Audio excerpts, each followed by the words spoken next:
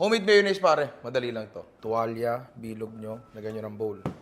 Isang itlog, 1 tablespoon ng suka, 1 tablespoon ng mustard, 1/4 teaspoon ng asin, at 1 cup ng canola oil na lalagay natin dahan-dahan talaga. Kung lalagay kayo ng mantika, dapat ganyan, sobrang dahan-dahan kasi pag binadali nyo, baka hindi mabuo yung mayonnaise pare. Medyo matatagalan lang ng konti, pero pag tsinagaan nyo, ganito makukuha nyo pare.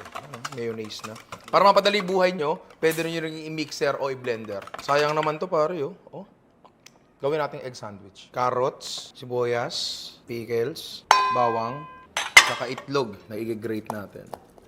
Paminta, asin, and yung mayonnaise na ginawa natin. Yan. Saluin lang yun. Puro tinapay, tanggalin natin to. Yun. Oh. Diba? Pare.